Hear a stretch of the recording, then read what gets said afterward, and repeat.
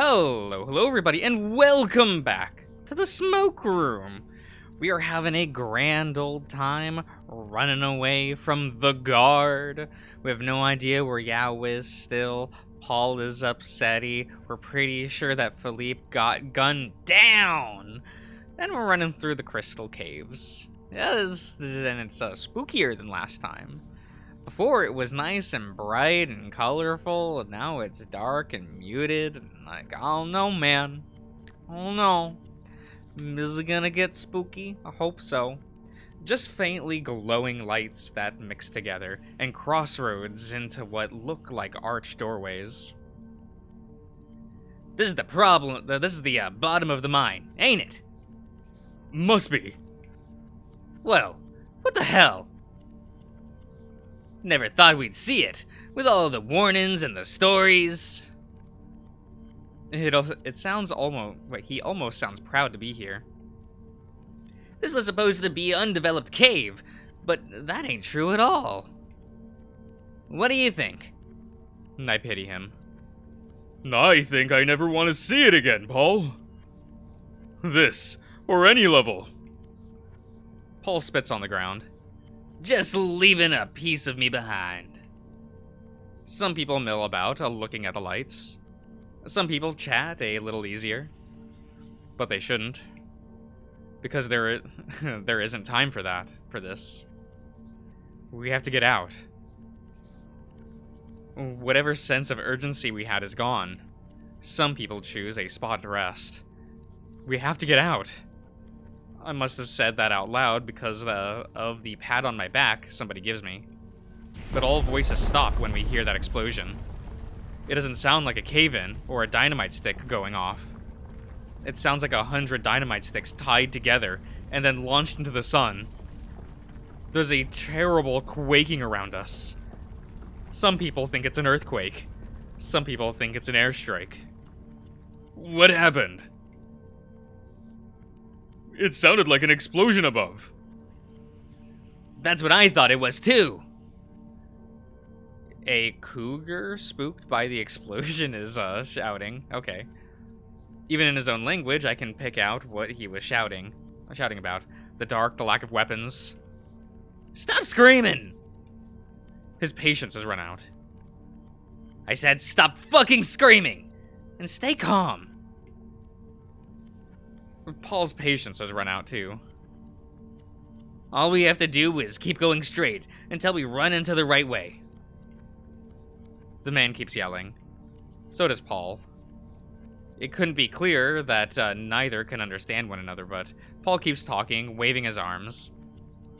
It's obvious this was a cavern out to be a path. Carved out to be a path. The Wolverine holds out his arms, gesturing forward.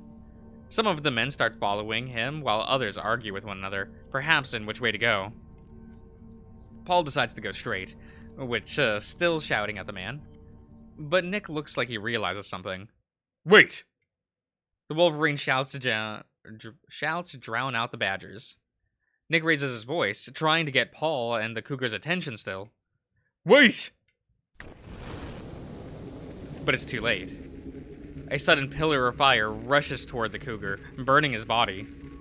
He screams, and we can smell his body fat is in the heat. Oh, well. When he turns, his eyes are melted out of his sockets. Oh, that's exciting. Slugs of flesh fall from his body as he collapses into a heap of wet flesh.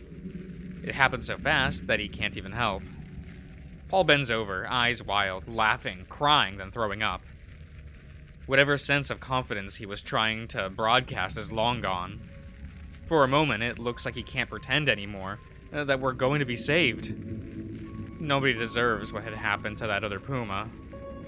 Nobody deserves to see it either. The entire cavern fills with warm, bright light, making the crystals around us shine hotly. Smoke starts to fill the room slowly now. Nick, the gases! Paul! The Wolverine isn't responding. Nick goes over to grab him, but he doesn't budge. He stubbornly refuses to move. It's as if he doesn't seem aware of who he is or where he is anymore. I try to shake Nick, who in turn shakes Paul. The smoke from the fire covers him with a fog, making him cough and hack. Nick starts to cough too. Damn it, Paul. Don't you leave me too. He takes the man's arm. I realize that if I don't help him, the smoke is going to catch up with Nick. So we drag Paul out of the smoke together. The Wolverine is still laughing. He's sobbing and drooling over himself in between coughs. We hear people in front of us cry out as the heat waves of another combustion surge past us. Some people's clothes are alright. Some fur is singed. The temperature of the room as a whole rises. People start to scream as more rocks catch aflame. The smoke level is past some people's heads, and I'm surrounded by coughing, choking. People crawl over one another, trying to climb rocks, or one another. But some people start to stick together as they burn. Nick takes my hand and charges me through the cave. People see us and cry out, following us, yelling words we don't understand. Nick, you're following the flames. Yes. We'll die. No, we won't die if we stay. No, we will die if we stay. Sorry, that's what that says. Somehow, we come to a staircase on the other side of the room. But there's an iron gate behind it. And it's closed. Nikolai stops in his tracks. I wonder if he feels defeated again, if only for a moment. But I realize that he's hesitating. The men who followed us run ahead of him, going for the gate. Do not! But again, he's ignored. People scream as their paws fry against around the grate of the opening, sticking to the hot metal. Their hands wind together, fusing to iron, flesh melting off the digits of their paws, all grasping at the other side, hunting for some latch or some lever that will lift the hot bar and let them climb. But then a terrible feeling comes over me. A feeling like I've been here before. Worse than ever before. The first wave of fire had to come from somewhere. And then something worse happens. A vortex of flame from the mouth of the staircase swirls out, igniting the people stuck to the metal. By the time it passes by them, their flesh is so disfigured that their faces and bodies have grafted together into a terrible mass of eyes and gaping mouths.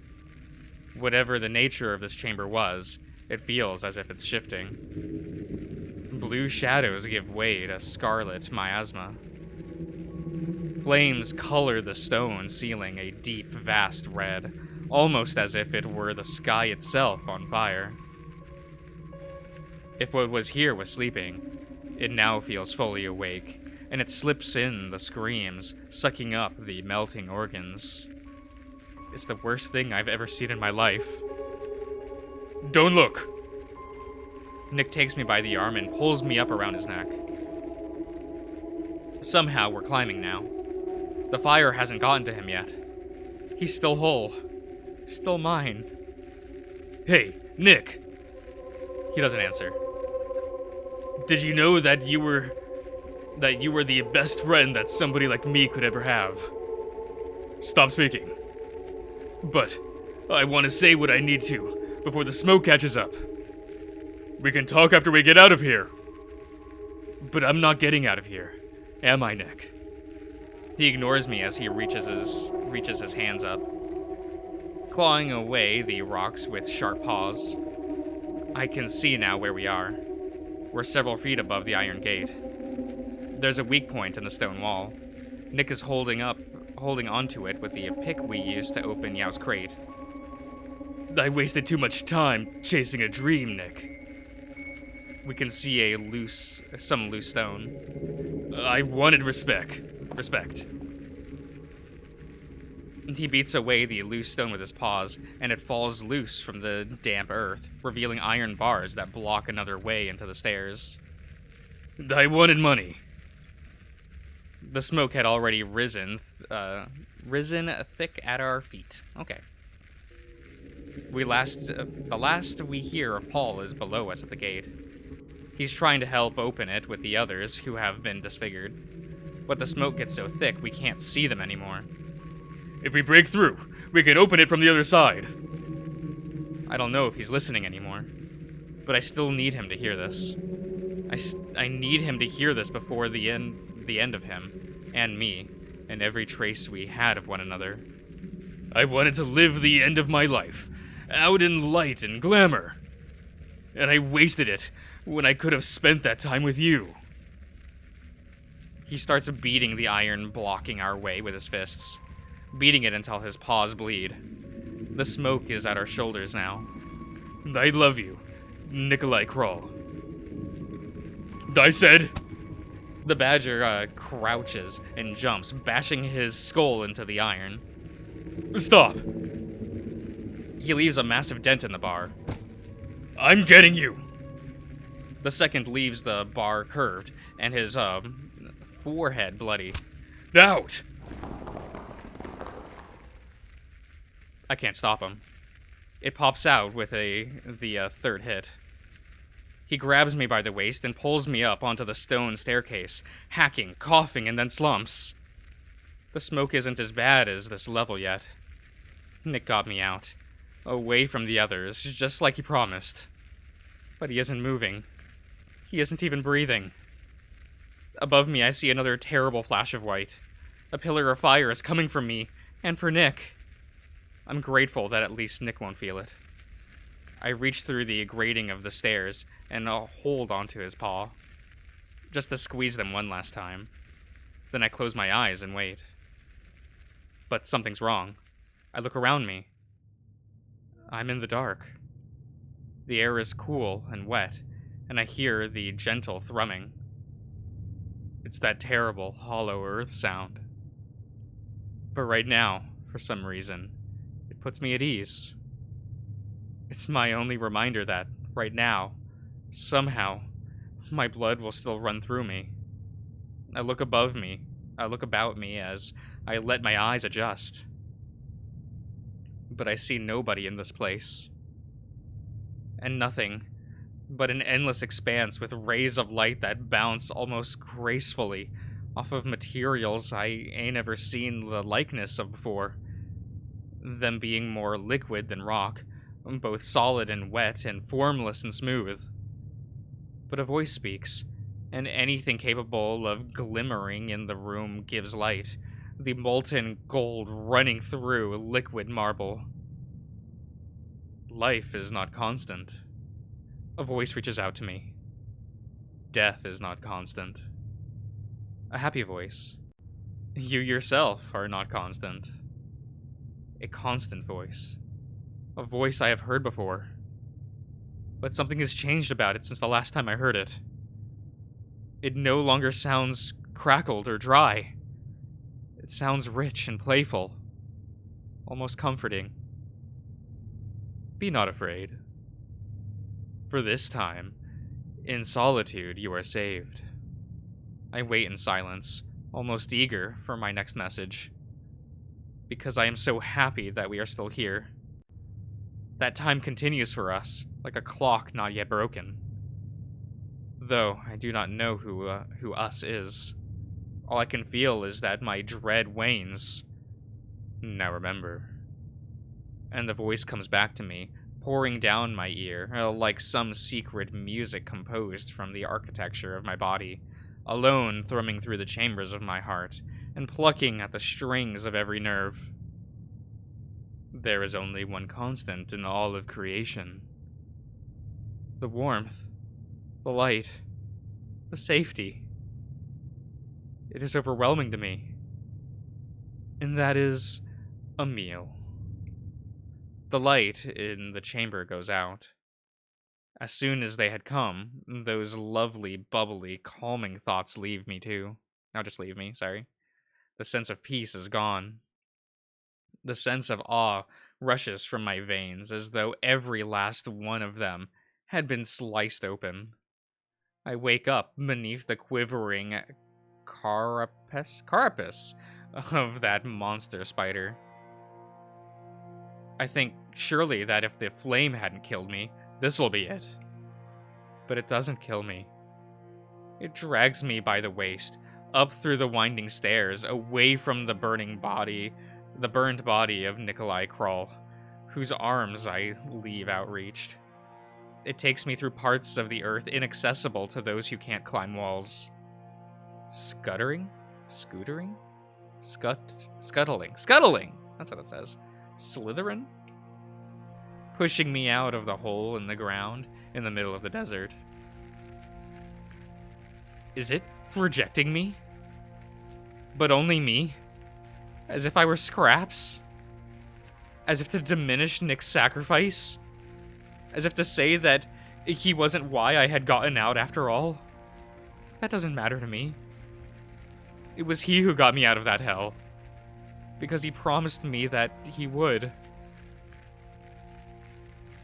And it's because of him that I can see in the distance that the Hendricks Manor burns, shining like the world's brightest torch. The explosion we heard below had been a firehouse. House fire, sorry. Nick put together that this was what had set the mine ablaze. Because Yao hadn't been lying about the gases. Yao's map was trustworthy, and Nick had trusted him. Was that why wasn't I enough for him? He wanted to save us all. Instead, he lost us. He should have been more selfish. I should have been more selfish. For a moment, I really want to believe in their dream. But why die for a better world if none of us could make it there? I sit on the metal grating, struggling to move out of the smoke, when everything I've lost catches up to me. How could I have been so stupid to try and run away when the person I really wanted was here the whole time? I think about William, who protected us until the very end. Until a single bullet twisted him into something lifeless and empty. I think about Nick, my best friend. The greatest love I've ever known. Dead with his associates, miles beneath the ground, only because he gave more and more of himself until there was nothing left. And how the people who made him happy are all dead. At the very least, I think about how that house, and this mine, and the city will be consumed with them in the inferno. But was it worth this? Their suffering? Their unraveling? Their undoing? I don't know. I look again at the metal grating I sit atop of. There, I see the hands of more men. Men who have died in different parts of the mine, who had tried to get out. Who were sticking their hands through the bars, searching for a latch or a weak spot in the dirt, just like the men lost at the bottom, who had all suffocated from the smoke. And I start sobbing. Again, I don't know. But there's one thing I know for sure. Beneath the red sky, as my lungs fill with toxic smoke. It feels like it's my turn to die too. But it doesn't come to me. Oh God, why doesn't it come to me? As I hobble towards the hip, I find that the Hendricks Manor isn't the only thing caught up in this inferno. The town hall and most of downtown have been caught in the flames too. The girls and the madame are nowhere to be found. Nor the mayor. Nor James or his wife. But I remain. Much longer after the fire goes out. Much longer after the people here rebuilt a town that is a shadow of the young city it once was. And I try to forget them all. Because now, there's nobody to love. Nobody to hate. No one to talk to or think about at all. Just an empty place where empty things happen. Where the people who know what happened pretend that they don't. And they survive as lesser versions of themselves. Every day I just experience the one constant of creation. That there is a meal. Amen. Oh, okay, okay. I assume that is the bad ending. I quite liked that a lot, actually. I'm like, oh, we get to go straight into Echo from here, right? Him miserable at having lost all his friends, just like in that narration that that Samuel's Echo talked about in Jenna's route. That's kind of cool. That's kind of cool. I'm assuming that like I had to like make sure Yao was with us during that at the end. I assume that's how you get the good ending. But like, eh. Also, here are the credits. Very good. Thank you for making this, guys. Uh, will I go back and get the good ending? I don't know, guys. You'll all have to comment below and tell me to do that. Maybe one day. Maybe one day. Oh. Man, we got to an ending. I'll be honest with you guys, I thought I would not see an ending to the Smoke Crew. If you asked me like 2 years ago, I would have said, of course, there's not going to be an ending. But we did it. We did it. Tell me what you guys think of the game down below. Like, just in general, you know? I know that, like, from now on, it'll just be me. I know that, like, 145 parts of this playthrough has been, like, a duo playthrough with me and Darian. And these last 3 parts of this is just me. You know, sorry about that, guys. It is what it is, right? But yeah. I guess I don't want to drone on for too long. So I'll end the part here, everyone. I hope you all really did enjoy the playthrough. But I guess until next time, guys, I'll see you guys around.